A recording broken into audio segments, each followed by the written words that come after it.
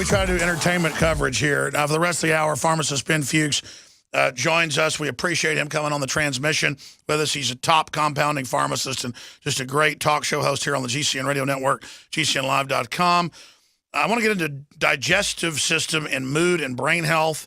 I want to talk about digestive system and skin health, weight gain and digestion. A lot of secrets out there that are pretty well known to folks that have investigated, because we also want to talk about solutions here of trying to get our lives together. And I've been following all the stuff that pharmacist Ben Fuchs has been talking about for about 3 years now, working with Dr. Group and others. But Fuchs has also been advising me, and it's really helped me. I have lost tons of weight. People can see it, feel great, have more energy with really simple things. And a lot of it's getting my gut in line. So we're going to discuss that. We're also going to talk about this article, Are Probiotics the New Prozac? Think twice how the gut's second brain influences mood and well-being. Scientific American. Yeah, there's a brain in the gut, basically.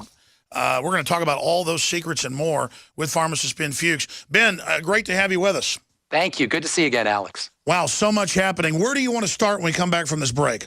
Well, you know, I always say that health should be simple. And there's nothing more simple when it comes to how we live our lives than the food that we eat. We have such control over what we put into our mouth.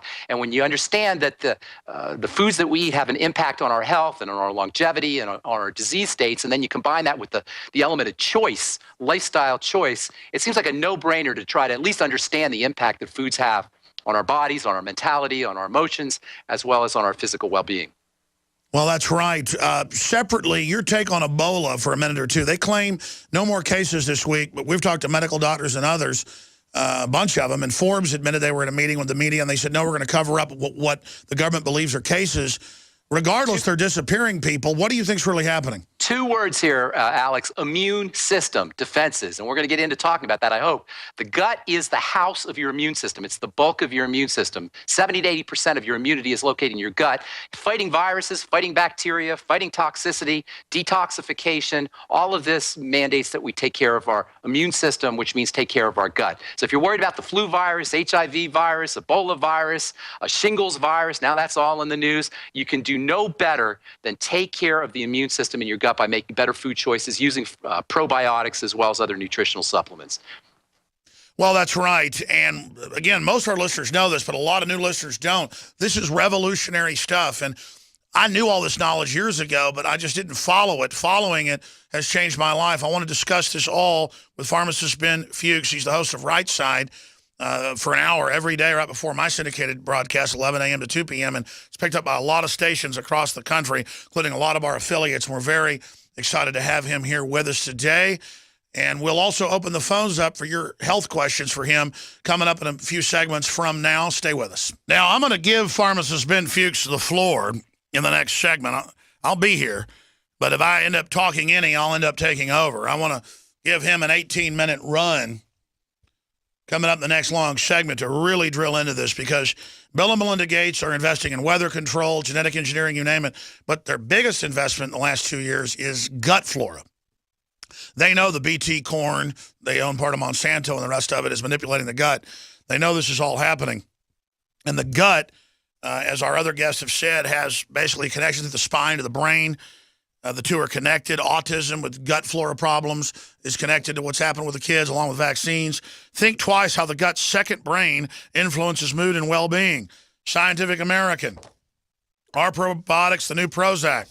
The gut-brain axis. Can probiotics affect your mood? Potential probiotic effects go beyond gut. How your skin health reflects your... I mean, this is everything I heard Fuchs saying 6 years ago. 5 years ago when I first became aware of him. And then now, this year, more and more of it is coming out. Very exciting. So this is a short segment. You got the floor getting into this. And we're not even selling probiotics. I don't even have a probiotic, folks. I mean, even though B12, Secret 12, I mean, is a probiotic overall, it's not a microbe. Explain to people what probiotics are. I mean, I know they know what they are basically, but in a larger sense, how the gut works. Oh, Alex, probiotics are so cool on so many levels. First of all, how interesting is it that our our entire lives are run by these little tiny bacteria that live in our gut, trillions of bacteria. Do you know there's 10 times more bacterial cells in your body than there are human cells? So in many ways, we're just like carrying cases for these bacteria. And what do these bacteria do?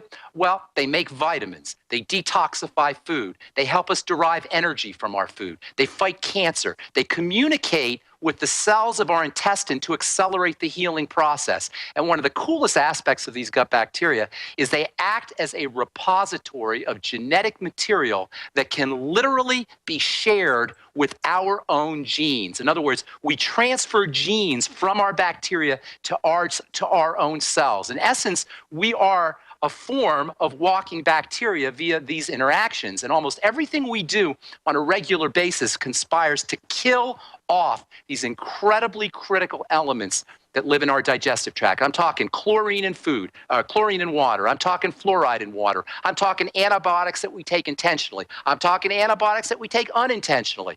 Antibiotics in fish and in dairy and in meat. All of these conspire to kill off the probiotics, which for most of us are already deficient because of because of the birth process.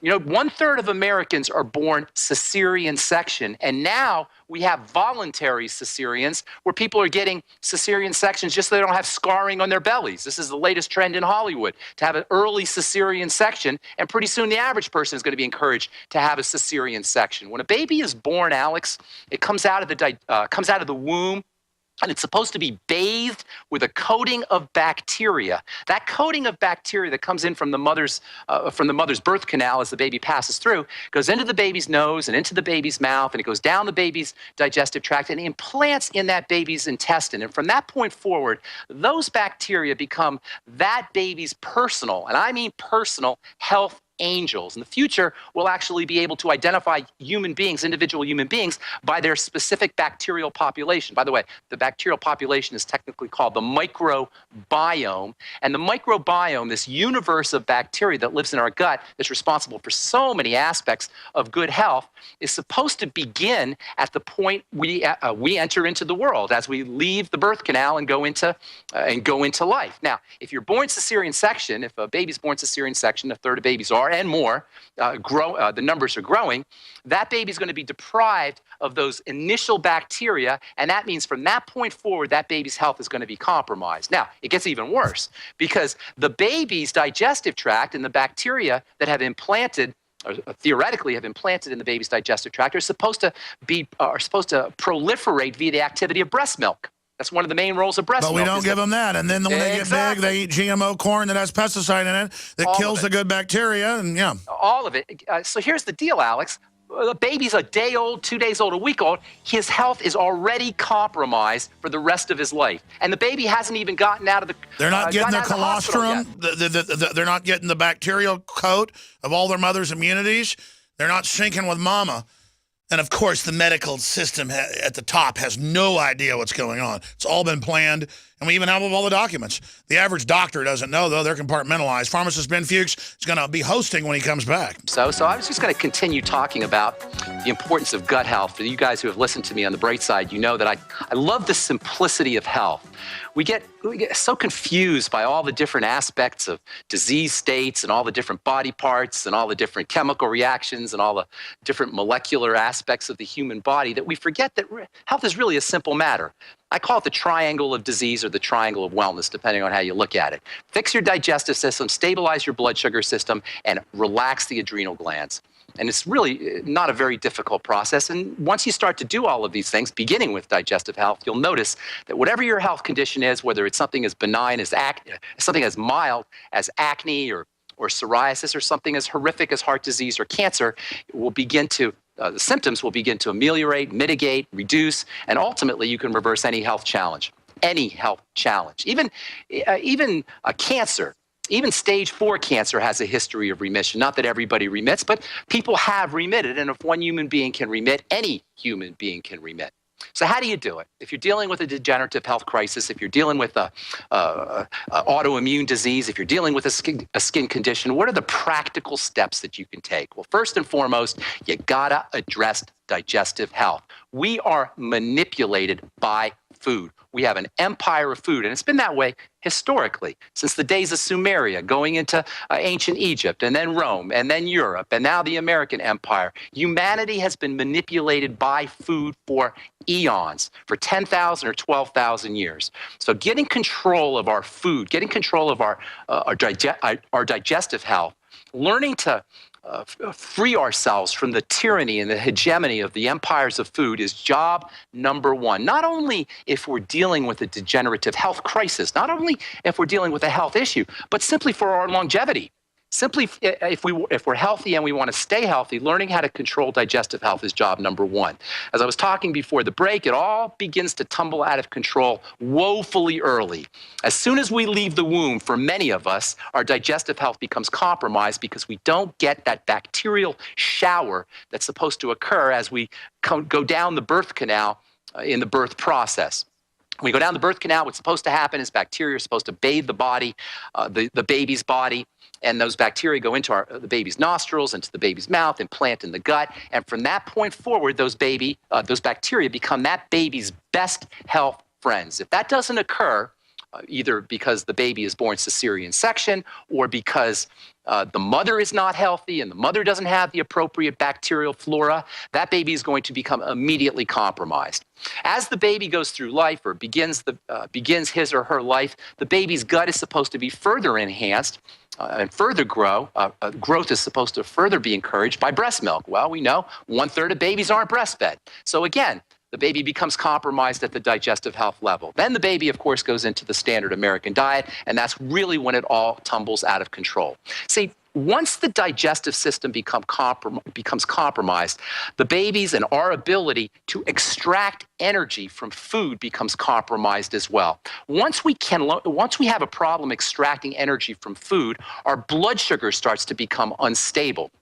Once we have problems extracting energy from food and extracting sugars from food, extracting nutrients from food, the body's insulin processing and blood sugar processing get thrown off. And eventually that leads to conditions of low blood sugar and high blood sugar. I call it the low blood sugar, high blood sugar roller coaster. And eventually that leads to diabetes. And we all know that diabetes is an epidemic just as much as digestive health conditions are epidemic. In fact, 1/3 of Americans are pre-diabetic or diabetic, and this is related to obesity. In fact, it's related to pretty much almost every health condition you can name. The medical model will tell you that there's something called metabolic syndrome. Some of you guys may have heard of this condition, metabolic syndrome. A syndrome is a disease state that has various different symptoms associated with it. Metabolic syndrome has symptoms like high blood pressure, obesity, autoimmunity, inflammatory diseases, movement disorders, mental health issues. Basically, everything we suffer from is associated with this health condition called metabolic syndrome. Well, if you Google metabolic syndrome, you're going to find that metabolic syndrome and dysglycemia, or messed up blood sugar, go hand in hand. So you got your digestive system gets whacked out, starts woefully early. The blood sugar system gets whacked out. That's the next step. And from there, you go into almost every single health challenge you can name. But you know what, guys? That's great news. That's not bad news. That's good news, because it means that no matter what our health challenges are, we have an incredible aspect of control that we can employ.